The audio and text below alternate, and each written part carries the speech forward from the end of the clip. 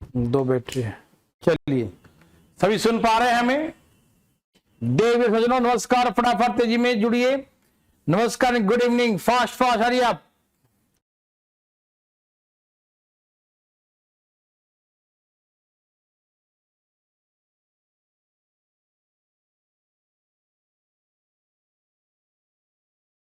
सभी सुन पा रहे हैं? अभी स्टार्ट हुआ बच्चों, अभी स्टार्ट हुआ है, आप टेंशन बिल्कुल मत लीजिए, अभी क्लास स्टार्ट हुआ है। क्या आवाज सबको सुनाई दे रहा, बताएं प्लीज। चलिए, सभी सुन पा रहे हैं? यस, वेरी वेरी गुड, बहुत अच्छा। पटना वाले सुन पा रहे हैं हमें? ठीक, very good.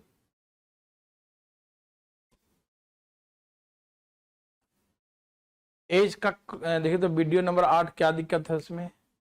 8 8th class.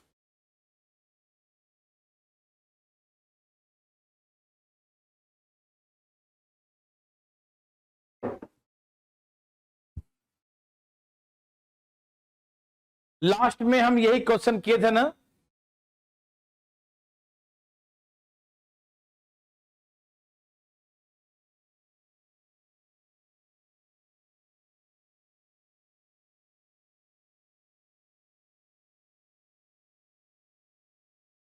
Dinesh 17 नहीं है, 17 ये कॉमन है, 3 घंटे 4 घंटे का मिलाकर है वो 17 वीडियो, है ना। पहले था कि 1 घंटे का वीडियो था, 1 घंटे के वीडियो को हमने 3 घंटे का वीडियो कर दिया, ठीक है ना। तो दिनेश इसीलिए आपको 17 दिख रहा है। 17 ये 51 52 53 होगा, सकता है कि ज्यादा ही होगा। 3 घंटे मिनिमम है, 4 घंटे, 3 और 4 के बीच वीडियो बनाया गया है।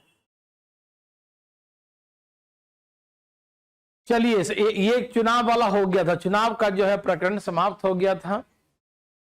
चलें आगे।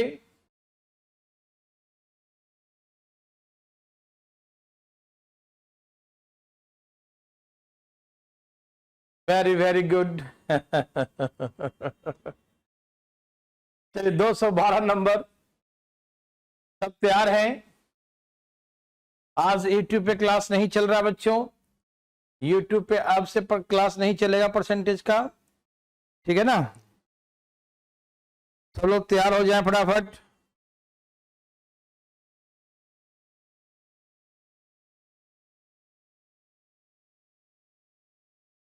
सब आ गए?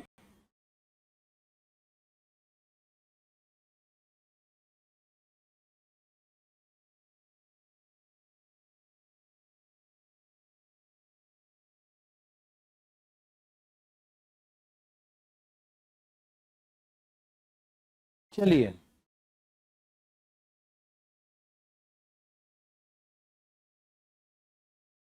ये क्या बोल रहे हैं कि स्पीड टाइम डिस्टेंस का ओनली 1 घंटे का ही क्लास है।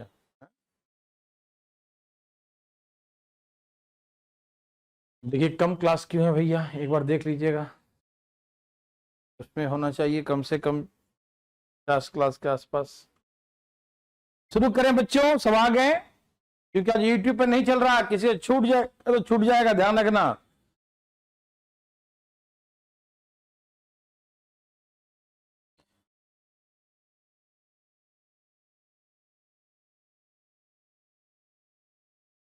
फ्री यूजर हम चला रहे हैं ना, फ्री यूजर वाले में।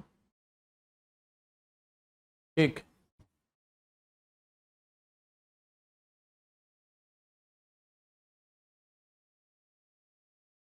एज की क्लास में क्वालिटी क्वेश्चन लोड किया हुआ है, उसको हटाना था, समझे। 8वां क्लास है, उसमें क्वालिटी क्वेश्चन डाल दिया है, उसको हटा देना। वो बहुत बार कॉल कर चुकी हैं।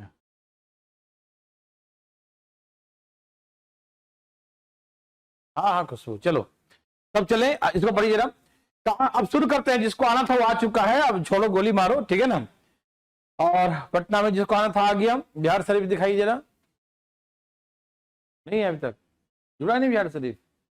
अरे ठीक है।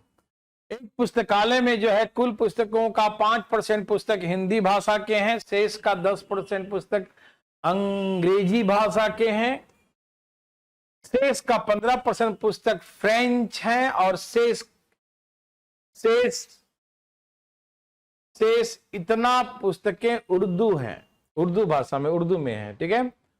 तो पुस्तकालय में पुस्तक की कुल संख्या निकालिए। वेरी गुड, निकालिए भैया। नहीं ममता, नहीं। इसे कैसे बनाएंगे? क्या बोला है? In a library 5% of total number of books are in Hindi, 10% of the remaining books are in English, and 15% of the remaining are in French, and the rest itna books are in Urdu. To find the total number of books in a library. तो ऐसे प्रश्नों कैसे बनाते हैं आपको मालूम है? शेष का, शेष का, शेष का, शेष का। भूल गए मेरे भाई? नहीं भूले? देखिए, इससे हमने दो तरीके सिखाया था, याद है सबको?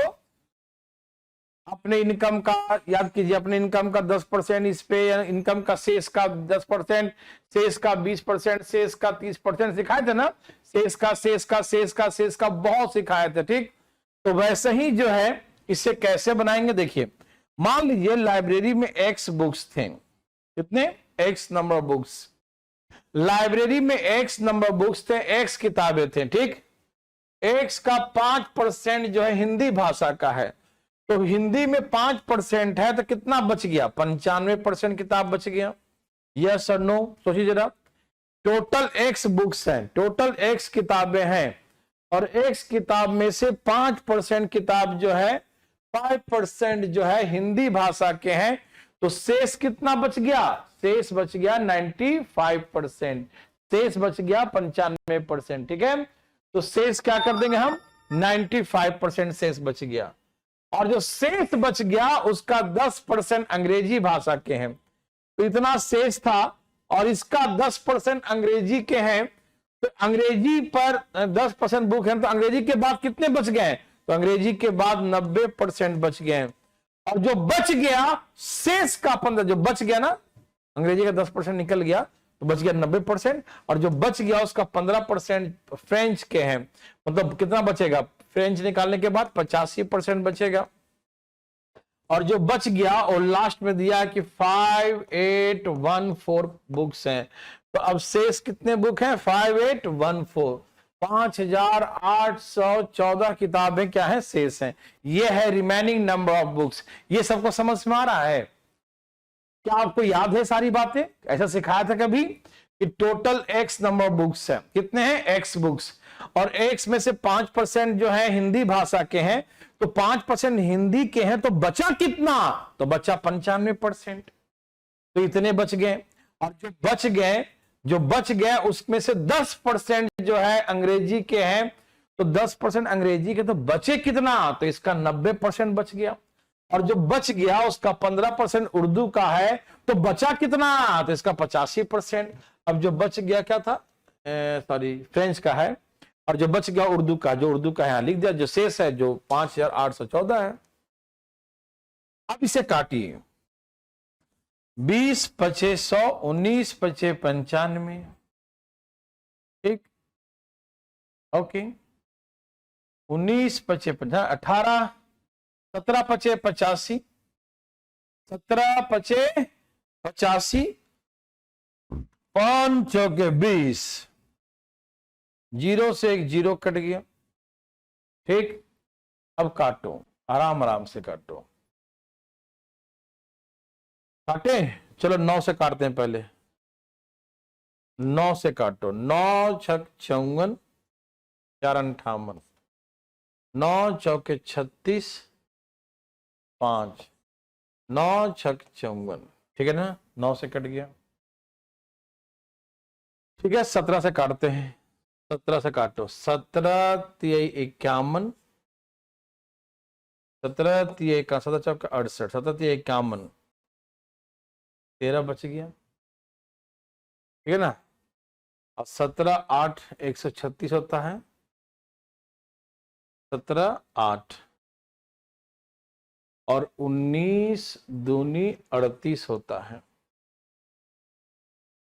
ये सब, ये 100, ये 10, 4 सब जगह गुना हो जाएगा, तो x बराबर 4 दूनी 8, और 2 0 1 0, एकदम सही था बच्चों का, है ना? 8।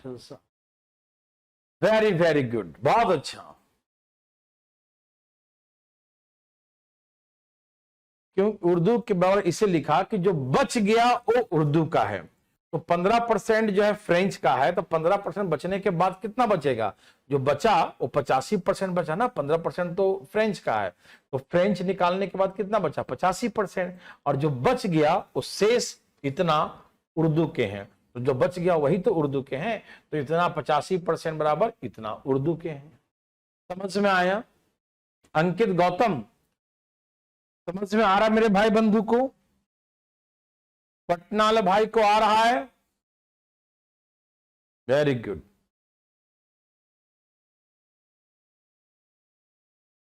ओके दिनेश, अभी देख लेता हूं।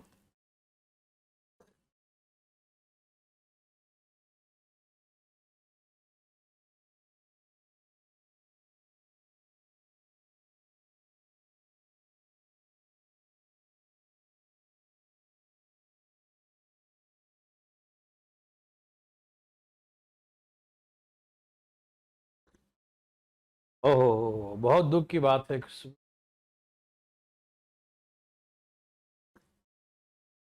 अपने हिसाब से काटो ना, हम जैसे काटे वैसे क्यों काट रहे हो? अपने हिसाब से काटो। और मैंने एक ऐसे भी सिखाया था, याद है कैसे? ऐसे क्या था, 5%, फिर 10%, फिर 15%, फिर कितना बच गया था शेष? 5,814, 5,814 इतना शेष बचा था। ठीक, आप इसे ऐसे भी कर सकते हैं, रेस्ट हिंदी होता तो हिंदी के बराबर करते हैं कृष्णा। दूसरा तरीका देखिए, यहां देखिए, शेष किताबें कितने हैं? शेष इतना है, जो उर्दू भाषा के शेष इतना है। शेष, ये शेष है, ये क्या शेष? देखो ये भाई सुनो, यह है 5% हिंदी के, तो शेष कितना है 95%। 95% क्या है? शेष है। तो 95% शेष है, तो 100% कितना? तो 100% निकालने के लिए कैसे करेंगे बताइए? 100 ऊपर लिखेंगे और 95 नीचे, सिखाए थे ना आपको। तो 5% हिंदी का है, तो शेष 95%, तो 95 बराबर शेष, तो 100% कितना, सिखाए थे ना। 10% जो है अंग्रेजी का है, तो शेष 90 बच गया, तो 90 बराबर इतना, तो 100 बराबर कितना? 15% फ्रेंच का है, तो शेष कितना? 85% शेष है, तो 100% कितना है ना। तो ऐसे करे क्या निकल गया? टोटल आ जाएगा, टोटल नंबर ऑफ बुक। ठीक है, 100% निकालना, जो 100% जो निकालना होता है उसको ऊपर लिखते हैं, और शेष को शेष से बराबर कर दिया कि 95% शेष इतने के बराबर है, 100% कितना? 90% शेष इतने के बराबर है, तो 100% कितना? 85% इतने के बराबर है, 100% कितना? तो ऐसे करके हमने 100% सबका निकाल दिया। ठीक है ना? ओके, समझ में आ रहा ना? नहीं, आज तो टाइम पर क्लास शुरू हुआ था, तो कहां था? चलिए यहां देखिए, अब इसे काटिए। 20 बचे 100, 19 बचे 95, 5 चौके 20, 17 बचे 85, 0 से एक 0 काट दिया। ठीक है ना? टेबल याद है ना? काटो, कैसे भी काट दो, कट जाएगा 100%। उसमें 9 से काटा था, 9 6 54, फिर 9 4 36, और 9 6 54 ये आया था। फिर मैंने 17 से काटा था,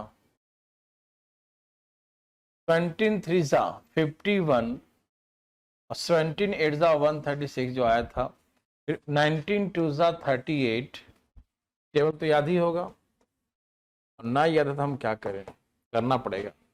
4 2 ये 4 है, 2 है, तो 4 2 8, 1 0 ये, 2 0 ये, 3 0, तो ऐसे करें टोटल 8000। ठीक है ना?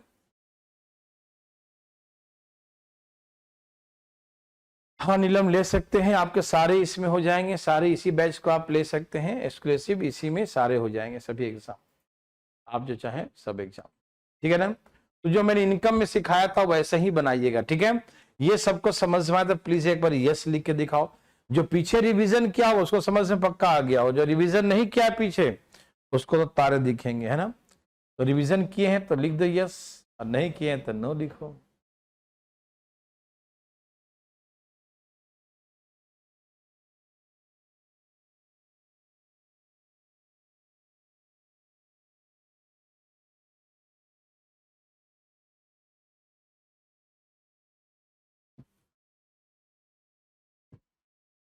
सबका आ गया ये, ठीक है, वेरी गुड।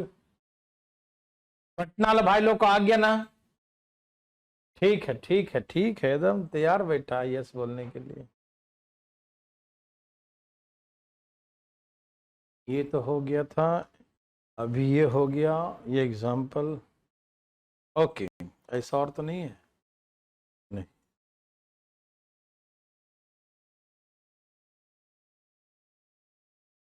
बहुत खत्म हो गया ना, इतना ही है। अरे क्या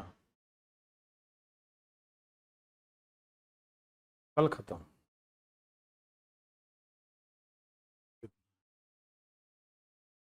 बस 229 है ना, कल तक निपटा देंगे।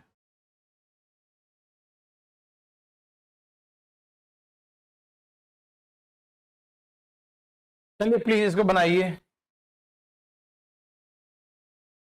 छोटू का फीवर कैसे हो गया?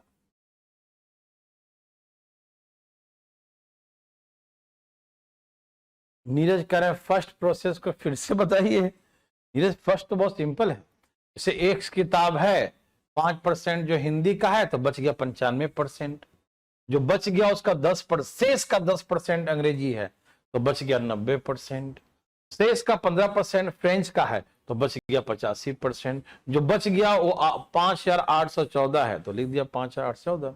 अब यहां से एक्स का वैल्यू निकाल लिया, ठीक है।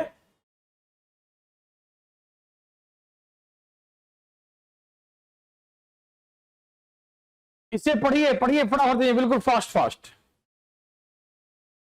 पढ़िए, तेजी में।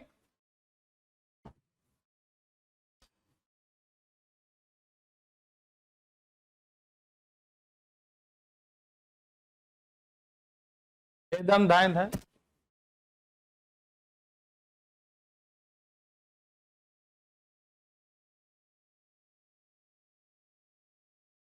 तो पहले पढ़िए, जरूर पढ़िए प्लीज, पहले हम बना देंगे, कोई दिक्कत नहीं है। नया क्वेश्चन है तो आपको दिक्कत तो होगा, हम जानते हैं, लेकिन क्वेश्चन को पढ़िएगा जरूर प्लीज। नीलम आप 130 वाला बैच ज्वाइन कर लें, 130 वाला बैच, ठीक है ना, वो बिल्कुल स्टार्टिंग से ही है, ठीक है।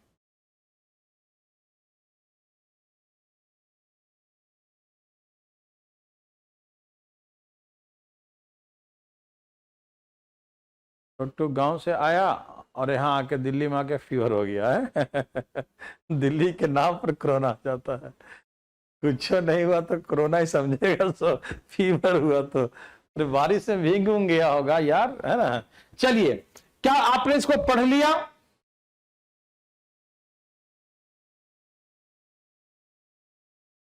और एकदम बिल्कुल स्टार्टिंग से नीलम बिल्कुल शुरू करना है तो कुछ दिन और रुक जाओ, 8-10 दिन तो बिल्कुल और नया आ जाएगा। लेकिन ऐसे आप 130 का ले सकती हैं, 130 नया ही है, ज़्यादा कुछ नहीं छूटा है, आपके लायक ही है। आप में एल्जेब्रा आता नहीं है, उसमें एल्जेब्रा ही खत्म हुआ है, बस आप में नंबर सिस्टम आता है, नंबर सिस्टम से चल रहा है उसमें। इसे पढ़िए प्लीज मेरे भाई मेरे बंधु, आपने पढ़ लिया, मैं पढ़ता हूं प्लीज। यहां देखिए, का person purchase a house for ₹5 lakh, है ना, एक आदमी 5 लाख रुपया में एक घर खरीदता है।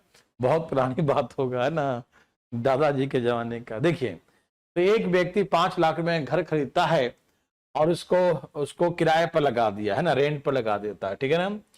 ये spend 2.5% of each month rent on it's maintenance, है ना। वह जितना किराया आता है पर मंथ का जो किराया आता है, प्रत्येक महीना जो किराया आता है, तो प्रत्येक महीने का जो किराया आता है उसका 12.5% पर मंथ के किराया का 12.5% रख रखाव पर खर्च करता है, या उसके मरम्मत मेंटेनेंस, समझते हैं ना, रख रखाव या मेंटेनेंस पे खर्च करता है। ठीक है ना।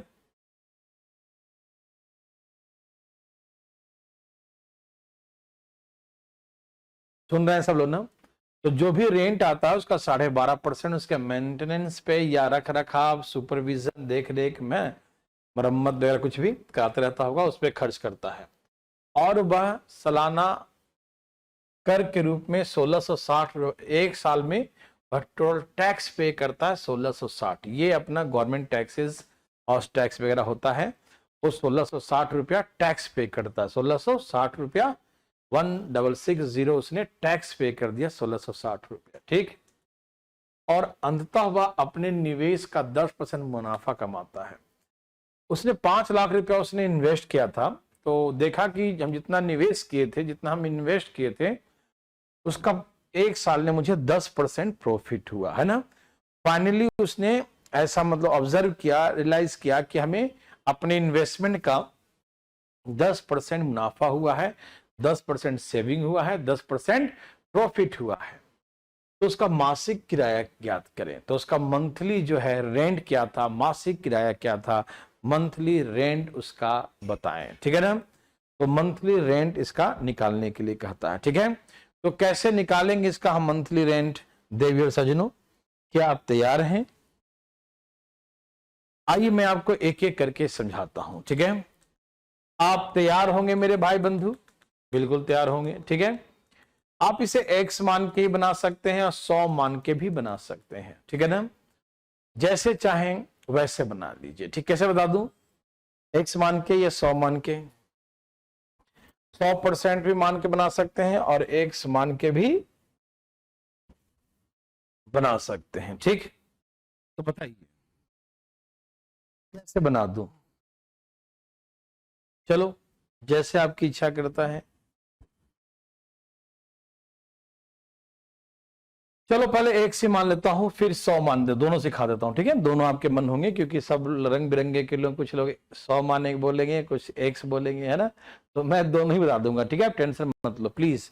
आइए मान लीजिए एक महीना का किराया 100 रुपया है,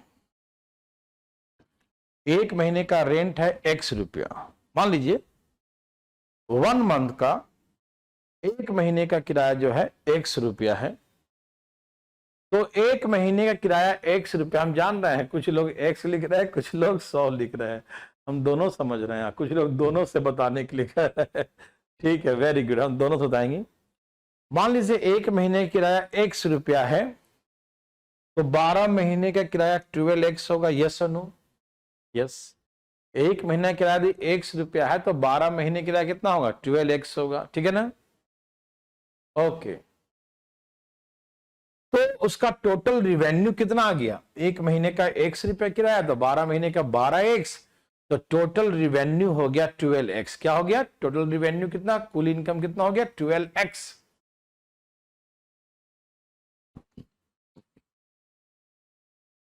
जो रिवेन्यू आया उसका 12.5% वह उसके रख रखाव पे खर्च कर दिया। 12.5% का मतलब होता है 1/8। अभी तक नहीं समझे तो बताइए मुझे। आपको मालूम है ना कि 12 दूनी 24, 1 25, 25 बटा में 2%, 25 चौका 100, 4 दूनी 8, 1 बटा में 8 होता है। इतना दिन से बना रहे हैं फिर भी नहीं याद है तो यार सही से रिवीजन नहीं कर रहे हो। ठीक है ना। क्योंकि ये परसेंटेज खत्म होने वाला है 1-2 दिन में।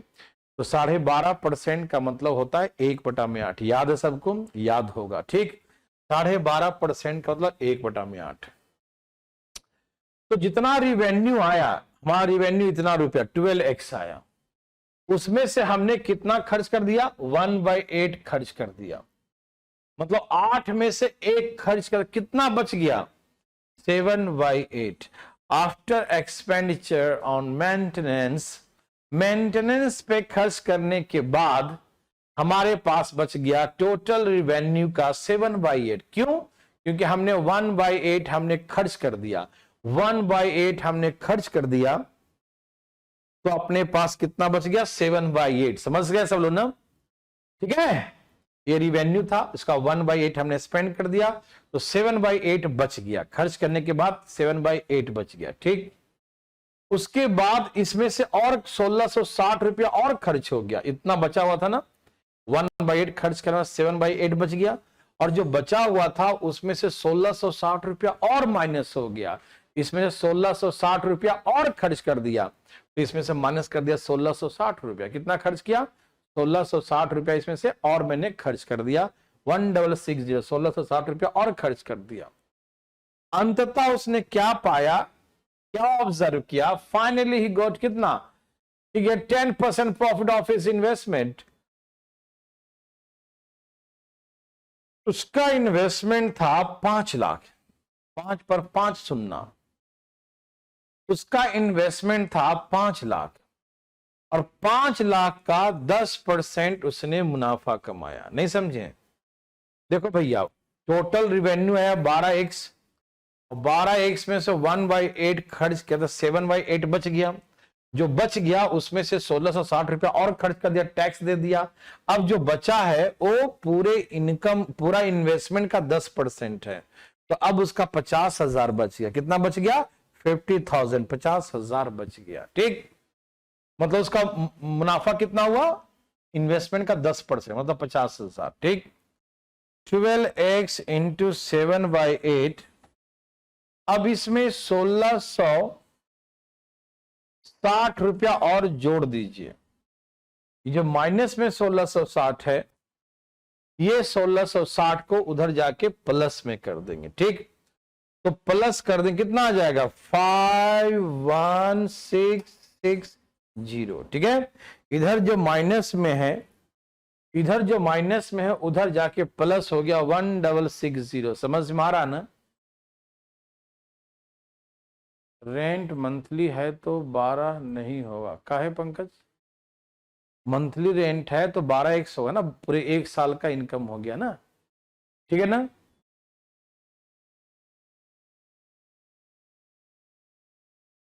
हो कपिल जांगड़ा लेक,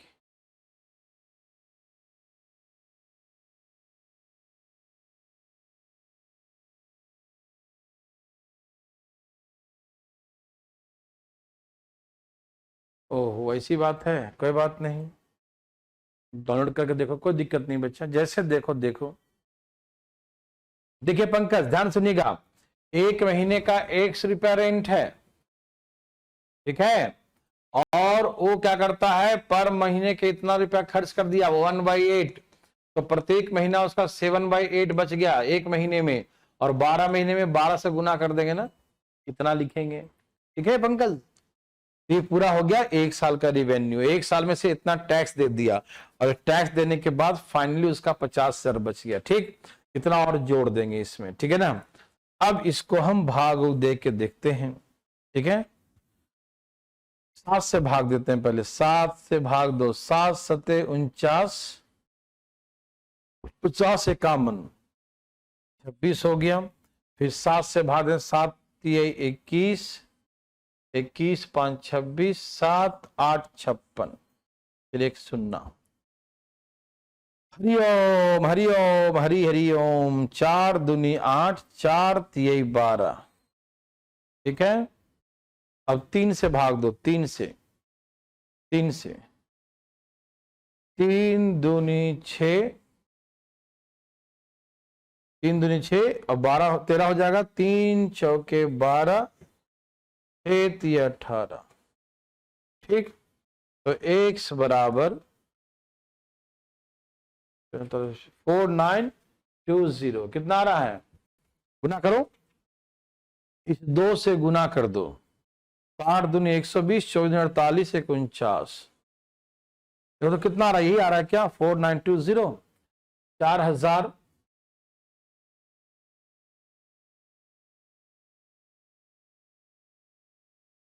हाँ हाँ हाँ हाँ, ठीक है, इनकम ही तो है, जो रेंट क्या हुआ, इनकम ही तो है, जो रेंट आया वो इनकम ही है। ठीक है, तो 4920 सभी मेरे भाई बंधु को समझ में आया? बिल्कुल आ गया होगा। ठीक, तो मैं इसको 100 मान के कोई फर्क नहीं पड़ेगा, लेकिन देख लो, 100 मान के भी देख लो, ठीक है ना, कोई दिक्कत नहीं है। सब तैयार हैं?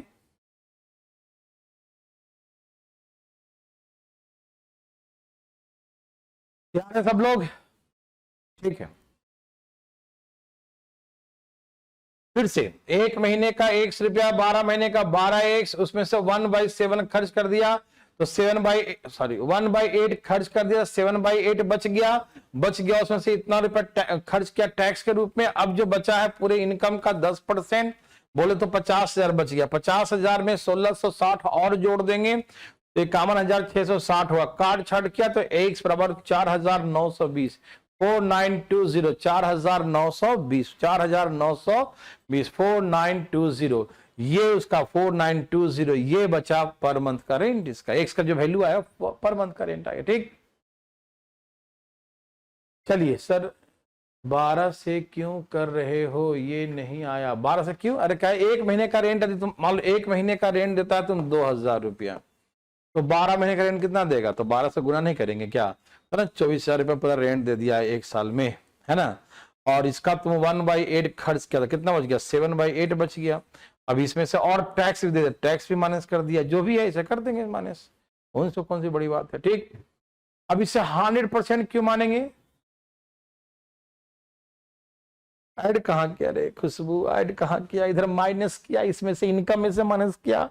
आज माइनस करके जो बचेगा वही ना मेरा प्रॉफिट होगा जी। कैसे कैसे बात करते हो यार, कैसे कैसे सोचते हो तुम लोग, समझ में नहीं आता है। ये हमारा जो है आया रेंट, आया रेंट में से टैक्स खर्च कर दिया है ना।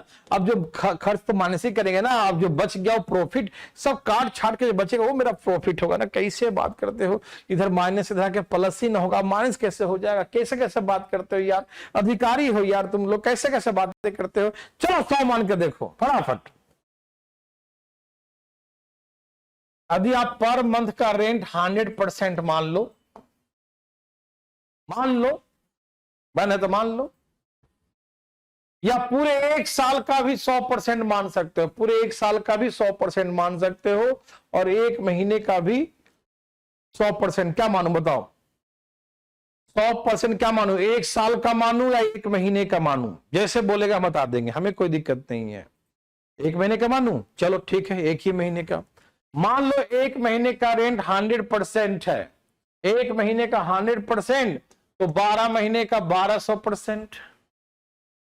1200% में से 1/8, 12.5, 12.5 समझते हैं ना, 12.5 मतलब 1/8, 1/8 खर्च कर दिया मेंटेनेंस पर, तो इसका 7/8 बच गया। यस और नो बताइए। यस, अब इतना बच गया, उसमें 1660 रुपया और टैक्स दे दिया,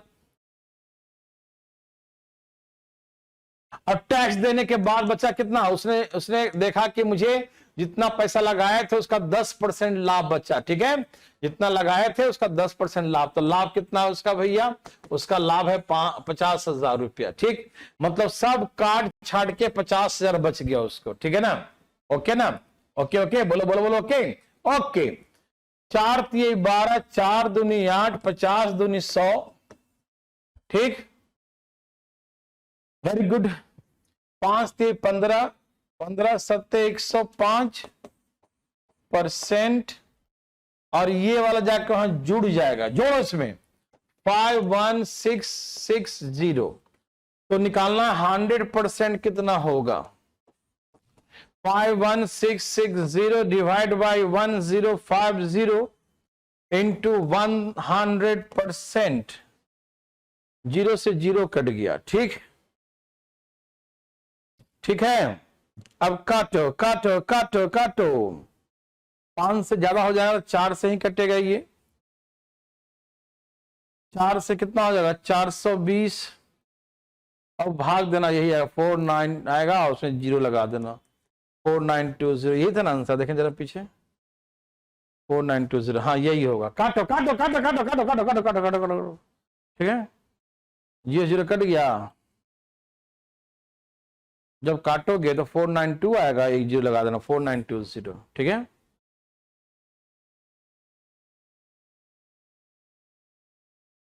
ठीक। संध्या को आया खुशबू आया, अंकित जी आ गया, रोहित जी को आया, बताइए यस नो। पटना वाले को आया कि नहीं? ओए होए होए होए, क्या बात है, एकदम चमका दिया ये तो।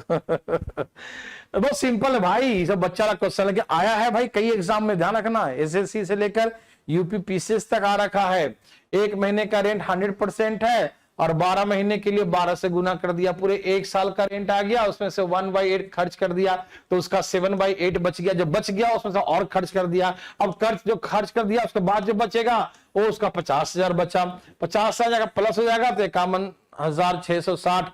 फिर यहां से काट छट किया, 5 105, 105 पे एक जीरो लगा दिया, मतलब इतना परसेंट इतने के बराबर है, तो 100% कितना होगा? इतना। सबका यस है?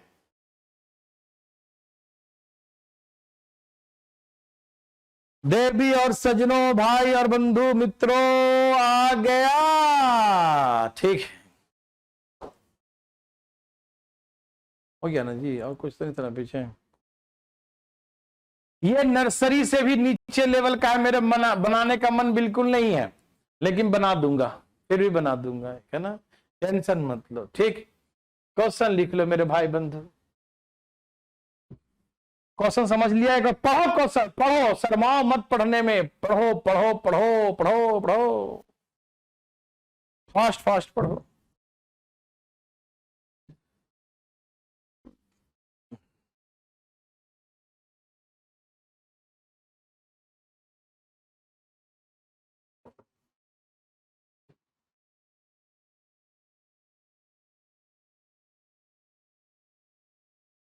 संध्या को नहीं आया, नो लिख दी है।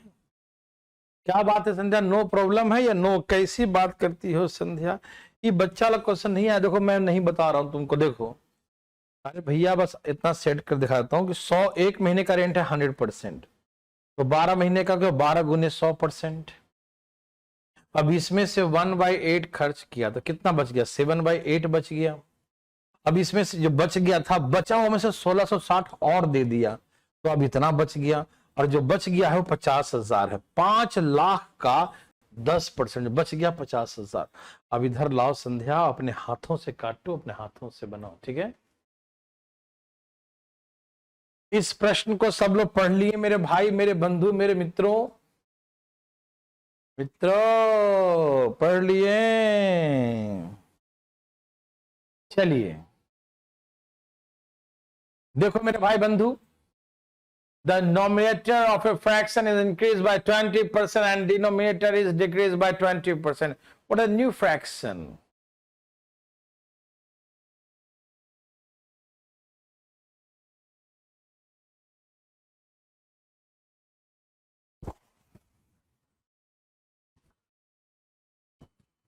देखो यहां पर थोड़ा सा पूरा पूरा कहानी नहीं लिखा हुआ है, मैं थोड़ा बोलता हूं, सब ध्यान से सुनिएगा मेरे भाई बंधु।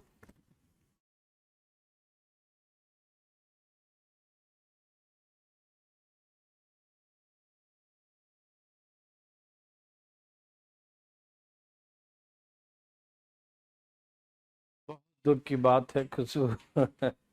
देखो खुशबू, जैसे मान लीजिए, सपोज कीजिए तो एग्जाम में 10 क्वेश्चन है। देखो मेरा बात सुनना, हमेशा प्लानिंग के साथ सफल हो गए, ठीक है ना? कभी पूरा ज्ञान आपको दुनिया में मिले ही नहीं सकता। देखो ध्यान से, इधर आपको सिलेक्शन लेना है, टॉप करने वाले भी 90% ले आते हैं, टॉप करने वाला विद्वान कहाँ है? वो भी 100%। देखो सच्चाई को स्वीकार करना, मेरी बात सुनना। आप कहते हो ना कि सर डीएसएसबी में जो है क्वेश्चन जो है आउट ऑफ सिलेबस पूछ दिया, आउट ऑफ सिलेबस जो नहीं था वो भी पूछ दिया, है ना, इंटरवल वाला क्वेश्चन, ठीक है ना, कोई दिक्कत नहीं। सिलेबस के बाहर सिर्फ आपसे तो नहीं पूछा ना। देखो बच्चों, हमेशा अच्छा सोचो, मैनेजमेंट, जीवन का हर पहलू को मैनेजमेंट जो जानता है वही सफल होगा। अच्छा मेरा छोटा सा प्रश्न का जवाब दो मन ही मन। सपोज आप 10वीं 12वीं पास करते हो, मान लो,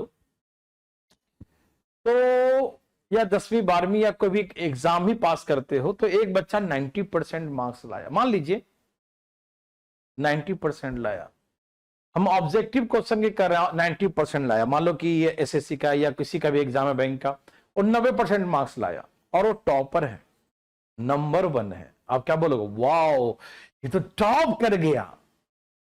आप कभी ऐसा बोलते हो, 90 ही आया, 100 नहीं आया तेरा, 90 ही आया, क्या कभी ऐसे बोलते हो? नहीं। क्यों? क्योंकि टॉप करने वाला शब्द जो है बहुत ही पॉजिटिव एनर्जी देता है। टॉप कर गया तो उसका निगेटिविटी हमारे दिमाग से क्या हो गया? गायब।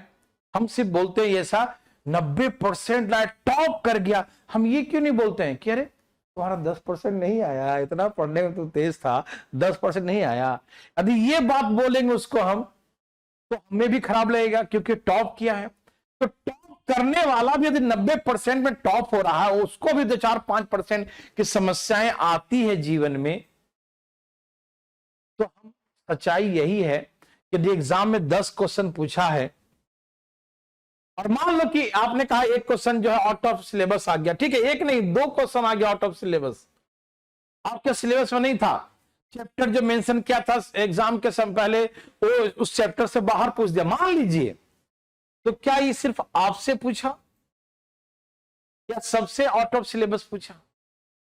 सब तो तैयारी वही किए होंगे जो आपने किया, और उसी में कोई अच्छा तैयारी किया, कोई कम तैयारी किया, लेकिन किया तो वही तैयारी जो कि सिलेबस गवर्नमेंट ने प्रोवाइड किया। तो सब जो है 80% बनाया और इसी में टॉप करेगा।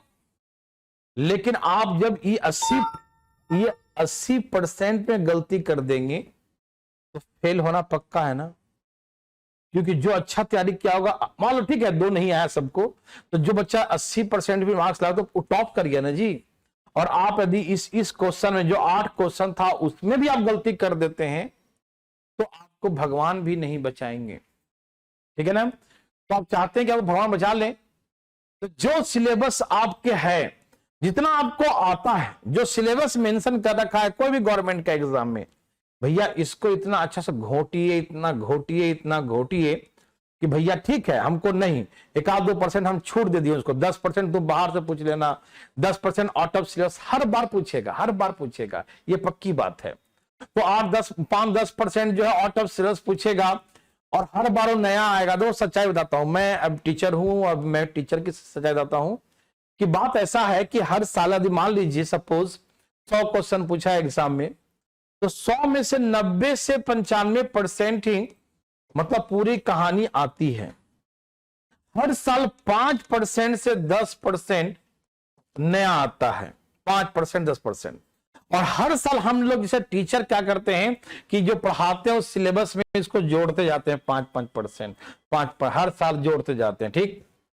और फिर आपको सामने रखते हैं वही क्वेश्चन, ये 5%, ठीक है ना, कि हाँ ये देखो ये पिछला साल पूछा था, ये पूछा था, बातें करते हैं, कुछ लोग बातें करते हैं, देखो ये क्वेश्चन ही इंपॉर्टेंट है। वो 5% को इंपॉर्टेंट क्यों? क्योंकि अभी किसी बुक्स में 5% नहीं है, बहुत सारा बुक में जोड़ने वाला है, तो बहुत लोग इसको ढोल पीटते रहेंगे, 5% देखो ये बना कर दिखाओ, ये देखो किसी बुक्स में नहीं है, ये सिर्फ मेरे पास है, जो भी है। तो ये 5% के पीछे जो भागा ना, वो कभी भी जो है सुखी नहीं रहेगा। ये 5% जो है हर बार तंग करेगा। और ये ध्यान रखिए, कोई भी टीचर कितना भी पढ़ा देगा आपको, तो भैया ये 90 से 95% ही उनकी बातें आएंगी, ध्यान रखिएगा। कभी भी ये 5% ढोल हम लोग कोई भी हो पीटेगा कि 5% हमारा आया नहीं, 100% मेरा आ गया, मेरा पढ़ाया 100% आ गया, ये कभी नहीं होता। ये 1-2%, हाँ बहुत इजी है तो बात 100% आ सकता है, लेकिन अच्छा क्वेश्चन सेट किया है तो 90 से 95% ही पढ़े लिखे आते हैं। और मालूम है जो टॉप करता है बच्चा वो 80-85% बहुत है तो 90% यही लाता है, इससे ऊपर टॉप ही नहीं करता। और टॉप करने वाले मात्र 10 बच्चे होते हैं। और आप 10 में क्या 100 में भी शामिल हो जाते हैं ना, एसएससी के 1 to 100 में भी शामिल होते हैं, तो आपका मनचाहा इनकम टैक्स है ना, एग्जामिनर, जो चाहिए वो 1 to 100 में लगभग मिल जाता है। और आपको क्या मिलता है? आप इतना निगेटिव बन जाते हैं पढ़ते पढ़ते, दोस्तों यार के संगति में आकर इतना निगेटिव हो जाते हैं कि 5% के पीछे हर बार ढूंढते रहते हैं, 5% मुझे नहीं आया, नहीं आया, नहीं पढ़ा था, किसी को चाहिए नहीं पढ़ा, नहीं मिला, बुक में नहीं मिला, ये नहीं, यही क्वेश्चन ढूंढते ढूंढते जो है आपका 90% छूट जाता है। और मालूम होता है 1 से 100 क्या, आप 1 से जो 8000 सीट है तो तो आपको हो सकता है 8,000 में भी ना हो, और हो भी तो 7,999 वाले में आपको पाया जाते हैं। तो क्या फायदा, क्या फायदा। हम 80% ही बनाते तो हम 1 से 100, 200 में होते, 150 में होते। बच्चे निगेटिव हो जाते हैं।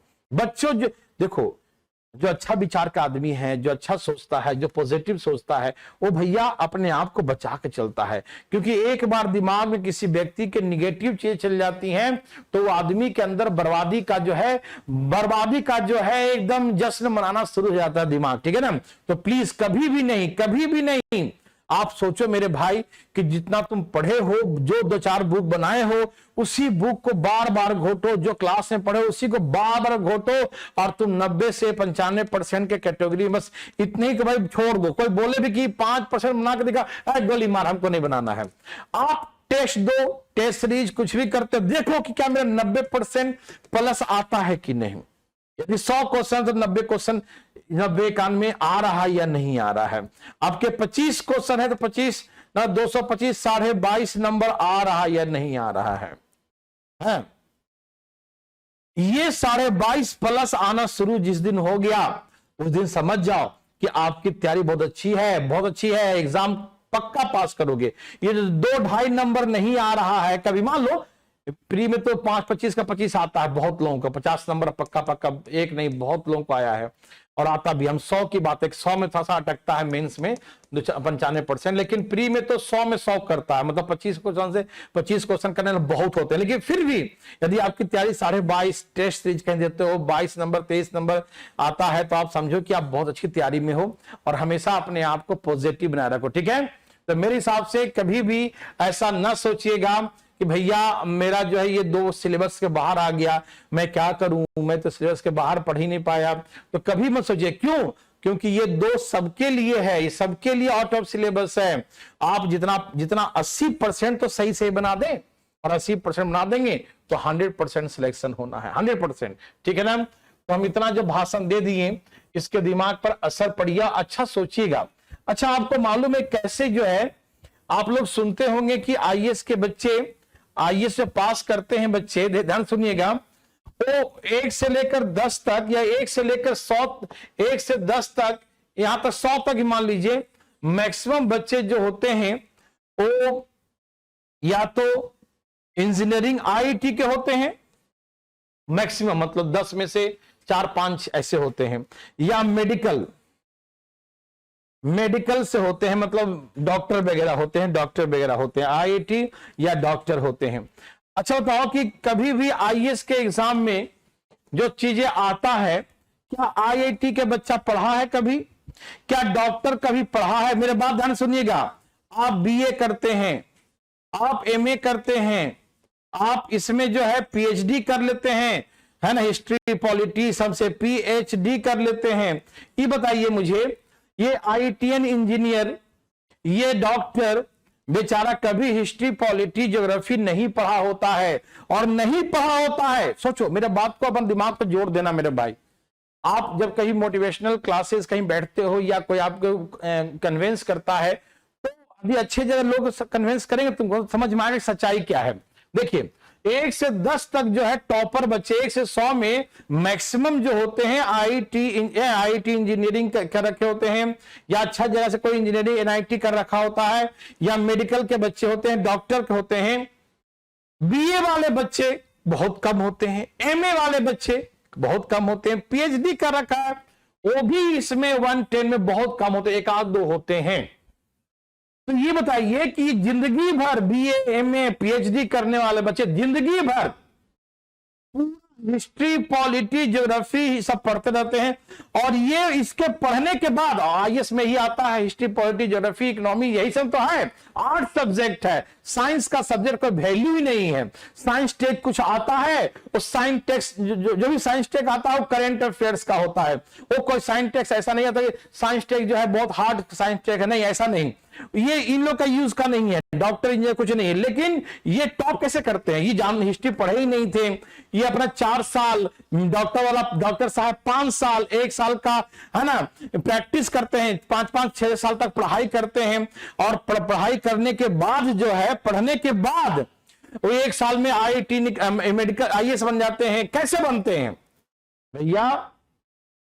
ये पता है क्या बोलते हैं? जैसे मैं बच्चों से मिला हूं, बच्चों से बात किया हूं, IITian बच्चों से मैंने क्वेश्चन पूछा है। एक बच्चा था IIT का, मैंने उससे पूछा कि एक नहीं तो ग्रुप में 3-4 लड़के थे IITian, सब सिलेक्ट हुआ, IAS बना है, प्रॉपर IAS बना है। मैंने उससे पूछा भाई तुम लोग, यही सेम क्वेश्चन था मेरे साथ, कि ये बताओ कि तुम लोग भाई मतलब कभी हिस्ट्री, ज्योग्राफी, पॉलिटी पढ़ा नहीं है और IAS कैसे होता, तुम लोग टॉप कैसे कर जाता है?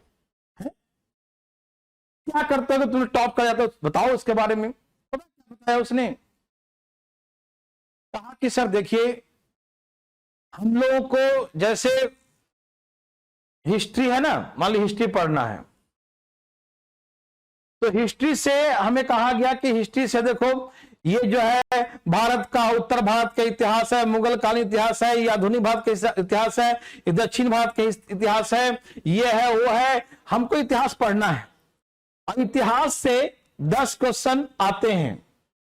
10 क्वेश्चन में से इसमें 50% और 55% लाने वाले फर्स्ट रैंकर में से आते हैं। 1 to 10 होते हैं। फर्स्ट रैंकर का आता है 50%, वो भी नहीं आता 50%, ठीक है ना, उससे कम ही रहता है। पिछला साल रिजल्ट 37.5% के आसपास पे हुआ था, मतलब पासिंग था 37% पे। तो 50% टॉपर होते हैं। तो वो कहते हैं क्या, हमें कैसे पास करना है। हम लोग मन में ये ठान लेते हैं, भैया देखो हम लोग इंजीनियरिंग बैकग्राउंड के हैं, हम लोग उसको टक्कर नहीं दे सकते ज्ञान में, वो बड़ा विद्वान है, वो बचपन से पढ़ रहा है हिस्ट्री, जब उसको हम लोग टक्कर नहीं दे सकते। टक्कर दूसरे तरीके से देना है। तो कैसे देना है? वो सोचता है ऐसे कर, देखो देखो भाई 10 नंबर में मुझे 8 नंबर चाहिए। ये जो है आधुनिक भारत का, उत्तर भारत का, मुगल कालीन, ये पढ़ लिया। ये दक्षिण भारत के इतिहास बहुत हार्ड है और यहां से आता भी काट है, कभी कभी आता है क्वेश्चन। यदि हम इसे पढ़ना बहुत है और आता है कि क्वेश्चन है, तो हम इसको नहीं पढ़ेंगे। क्यों? क्योंकि हम इसको ज्यादा हमको समझ में भी आता है और इस समझ में भी नहीं आता दक्षिण भारत के इतिहास। तो हम क्या करेंगे, 8 ही क्वेश्चन पढ़ेंगे, इसी को मजबूत करेंगे। और उसको गुरु जी कह दिए कि भैया ये लाइन इतना इतना पढ़ लेना, ये बुक पढ़ लेना। वो कहता कि सर जो बुक हमारे टीचर कह दिए कि भैया आप जो है पॉलिटी के लिए इनका पढ़ो, इसके लिए हिस्ट्री के लिए पढ़ो, हम कुछ दिमाग नहीं लगाते हैं। उसी किताब को बार बार पढ़ते रहते हैं, उसी क्वेश्चन आंसर लिखते रहते हैं और उसी को दिखाते रहते हैं लिखकर। और क्या, मेरे बात ध्यान सुनिएगा, बोलता है कि हम इसको छोड़ दिए और हम सिर्फ इतना ही का तैयारी करते हैं, इतना अच्छा तैयारी करते हैं इसका, इससे जब क्वेश्चन आए तो हमसे न छूटे और इतना अच्छा से लिख दे, इतना अच्छा से लिख दे कि भैया है ना, हम ये नहीं भी पढ़े उसकी भरपाई इसमें हो जाए।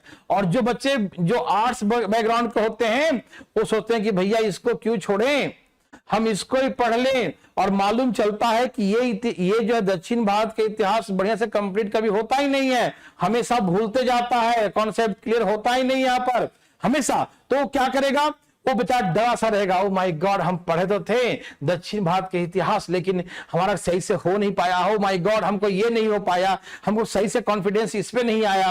और वो हमेशा डरा रहेगा, डरा रहेगा। और डरने कारण से जो ये भी पढ़ा था ये भी सारा खिचड़ी पकाएगा और इसको भी खिचड़ी पहले से पका हुआ था इसको ही पका देगा। और वो कहेगा कि भाई अरे हम तो ये चीज पढ़े, इतना विद्वान है, हम ये भी हिस्ट्री का बुक पढ़े, ये भी इनका भी पढ़ लिए, इनका भी पढ़ लिए, इनका, अरे ये भी टीचर बहुत अच्छा है, इनको ही पढ़ लेते हैं। तो वो क्या करेगा कि इनका भी क्लियर नहीं हुआ, इनका कॉन्सेप्ट इसमें मिक्स हो गया, इनका कॉन्सेप्ट इसका कॉन्सेप्ट मिक्स हो गया, सबका कॉन्सेप्ट मिक्स हो गया। और सबका टीचर का वे ऑफ टीचिंग अलग अलग तरीके से होता है। यदि कोई देखता है तो सबका दृष्टिकोण भी अलग अलग होता है।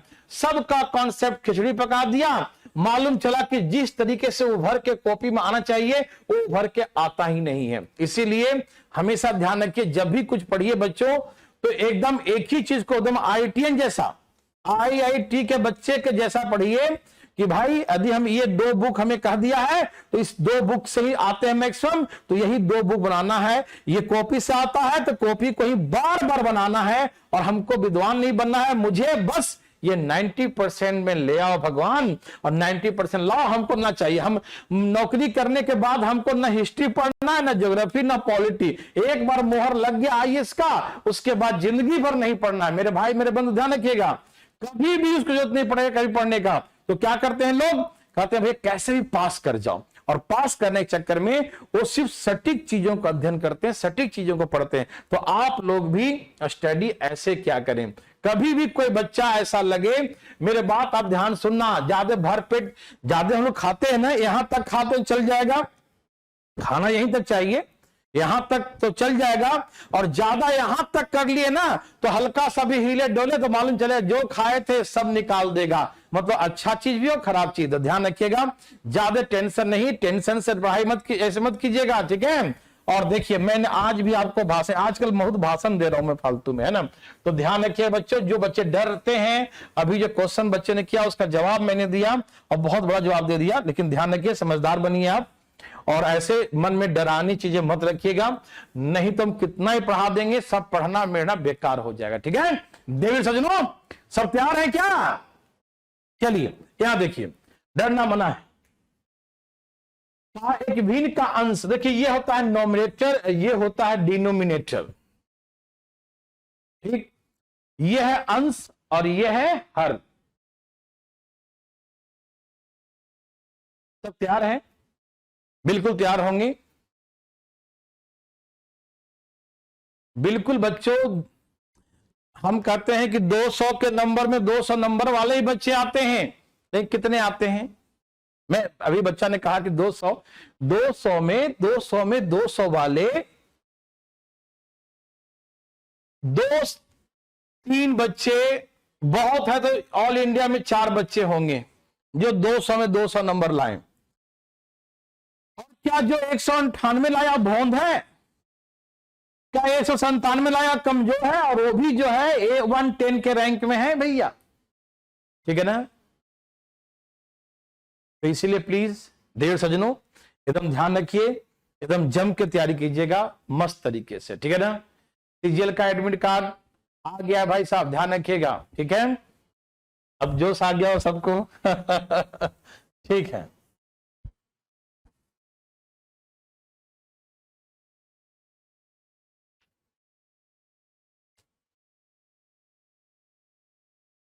तो तैयार है ना। तो हमने कहा एक फ्रैक्शन है x/y, ये है नोमिनेटर, ये है डिनोमिनेटर। तो कहा कि nominator fraction increase by 20%, increase by 20%, मतलब x था तो इसका 120 हो गया, 120% हो गया, ठीक। ये परसेंट कोई फायदा नहीं लिखने से, कट ही जाएगा नीचे से। एंड डिनोमिनेटर डिक्रीज बाय 20%, ये हो गया 80%। इसका परसेंट तो खत्म हो जाता है, इसलिए परसेंट मत लिखिएगा, ठीक है ना।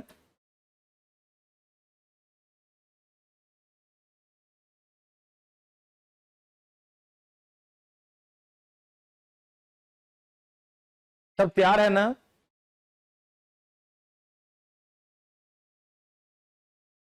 जिसका लेवल नहीं है उससे ट्राई नहीं करे, नहीं अपना लेवल बनाएगा, लेवल बना के ट्राई करेगा, क्यों नहीं करेगा ट्राई, है ना। यहां देखिए प्लीज, यहां देखिए, यह x/y nominator increase by 20%, denominator decrease by 20%। देखो x में 20% बढ़ा दिया और y में 20% कम कर दिया।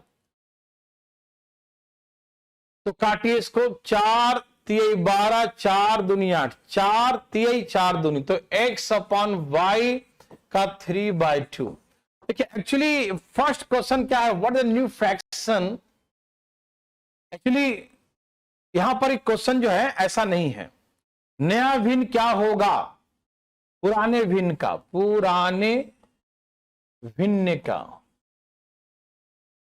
मतलब what is the new fraction, what is the new fraction of old, new fraction is the what is actually सही क्वेश्चन इसका ऐसा है, the new fraction, what is the fraction, new fraction of the old fraction। मैं फिर से बोलता हूं और शुद्ध भाषा करके कि the new fraction is the what fraction of the old, नया फ्रैक्शन ओल्ड का क्या भाग है, कितना भाग है, ठीक है।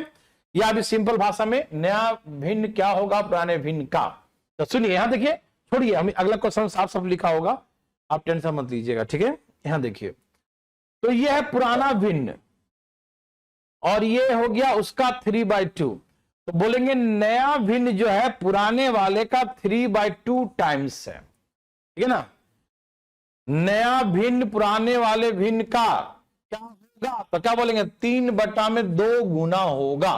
क्या बोलेंगे, एक क्वेश्चन तो ऐसा पूछेगा कि जो नया फ्रैक्शन जो है वो पुराने वाले का कौन सा भाग है या कितना गुना है, तो बोलेंगे 3/2 गुना है, 3/2 टाइम्स है, 3/2 गुना है, 3/2 टाइम्स है, ठीक है ना।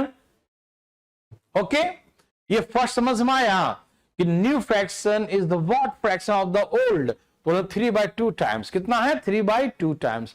नया भिन्न पुराने भिन्न का क्या है, तो 3/2 गुना है, ठीक है, वेरी गुड। सेकंड क्वेश्चन क्या है, नया भिन्न पुराने भिन्न से कितना प्रतिशत कम या ज्यादा है।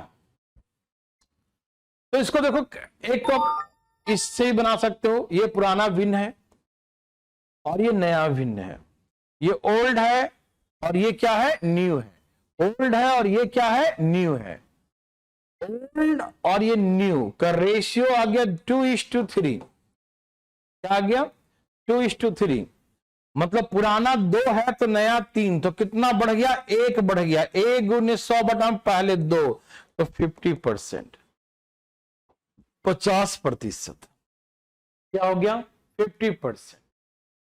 मेरे बात समझ में आया, मेरे बात सबको समझ में आया, फिर से समझो। क्या देखिए, ओल्ड है x/y और नया वाला है x/y का 3/2, तो पुराना और नया के रेशियो 2 और 3, पुराना 2 था 3 हो गया, तो कितना बढ़ गया 1 गुने 100, पहले 2 था तो 50%। इसको आप ऐसे भी कर सकते हैं, कैसे, यहां देखो, पुराना भिन्न x है नया y है, तो nominator increase by 20%, denominator decrease by इतना 20, 40 से 120, 40 दूनी 80, तो इसको ये आ गया 3/2, तो इसका मतलब नीचे होता है ओल्ड और ऊपर होता है न्यू, हमेशा ध्यान रखना, ठीक है। तो पुराना 2 था और नया 3, तो 2 से 3 हो गया, या तो चाहो तो रेशियो निकाल लो या जैसे सिखा रहा हूं सीखो, पुराना 2 था नया 3, तो 1 बढ़ गया, 1 गुने 100 बटा में 2, 1 गुने 100 बटा में 2, तो कितना बोलेंगे 50%, 50%, 50% आंसर हो जाएगा, ठीक है ना। तीसरा क्वेश्चन है, फिर से लिख रहा हूं, nominator increase by 20%, denominator decrease by 20%, ठीक है। देन नया भिन्न 5/9, तो नया न्यू फ्रैक्शन बिकम्स 5/9, नया भिन्न 5/9 हो जाता है, नया भिन्न क्या हो जाता है 5/9, द न्यू फ्रैक्शन बिकम्स 5/9, नया भिन्न 5/9 हो जाता है। देखिए तीसरा क्वेश्चन नया भिन्न दिया हुआ है कि नया भिन्न क्या हो जाता है, ये कहां घूम रहा है ना, नया भिन्न क्या हो जाता है भैया 5/9, तो इक्वल टू 5/9, 20, 40 से 120, 40 दूनी 80, ठीक है। अब हम निकालेंगे ओल्ड, तो ये गुना हो जाएगा 5 दूनी 10 और 9 तिहाई 27, तो बोलेंगे x/y बराबर 5 दूनी 10 और 9 तिहाई 27, 10/27। नहीं समझ में आया, मैं दोबारा सिखाता हूं, प्लीज यहां देखो, सुनिए।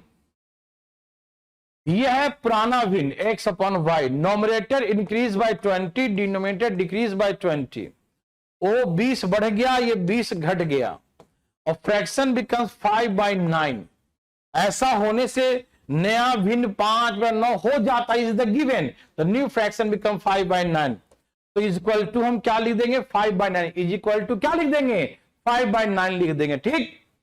40 से 120, 40 दूनी 80, अब 2 से गुना तो यहां 10 हो जाएगा और यहां 3 से गुना तो 27 हो जाएगा, ठीक ना, 10/27, 10/27, 10/27, x/y बराबर 10/27। समझ में आया तो एक बार यस लिखिए और नहीं आया तो नो लिखिए, जल्दी फटाफट, समझ में आया तो यस और नहीं आया तो नो। यस जल्दी, फास्ट फास्ट, हरिया फटाफट फटाफट, सबका आ गया, पक्का आ गया, यस और नो? पटना वाले भाई लोग आया, आ गया, वेरी गुड, बहुत अच्छा, बच्चा था ना। चलो इसको बनाइए, बनाइए जल्दी, fast fast fast fast fast, ये बहुत इजी है मेरे भाई।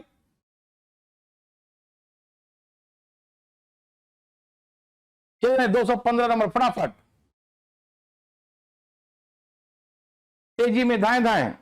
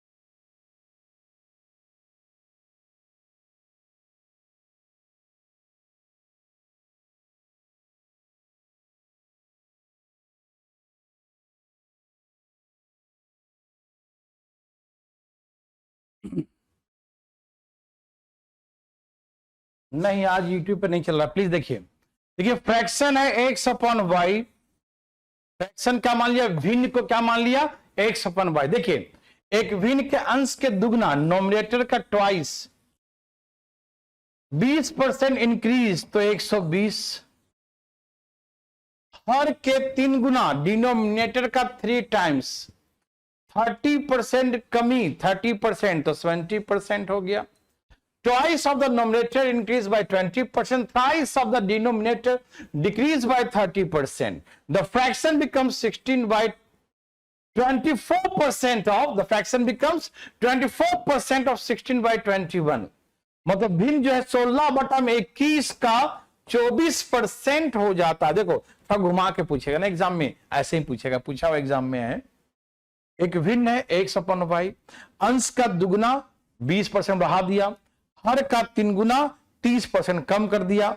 ऐसे करने से भिन्न, नया भिन्न 16/21 का, 16/21 का 24% हो जाता है। ठीक, तो पुराना भिन्न बताइए, ओरिजिनल भिन्न क्या होगा। ठीक, काटिए ना, 0 से 0 कट गया, 7 तिहाई 21 कट गया, 12 दूनी 24 कट गया, 4 चौके 16, 25 चौके 100, तो एक्स अपॉन वाई बराबर 4/25। एक्स अपॉन वाई बराबर 4/25, 4/25, एक्स अपॉन वाई बराबर 4/25, एक्स अपॉन वाई बराबर 4/25। ठीक है ना, मेरे बात समझ में आया, सबको समझ में आया? पटना वाला भाई लोग समझ गए सब लोग? ठीक है ना, एक्स का नंबर देखो, अंश का दुगना 20% बढ़ा दिया, हर का 3 गुना 30% कम कर दिया। ऐसा करने से जो नया भिन्न बनेगा वो 16 नया भिन्न जो बना वो 16/21 का 24% होगा।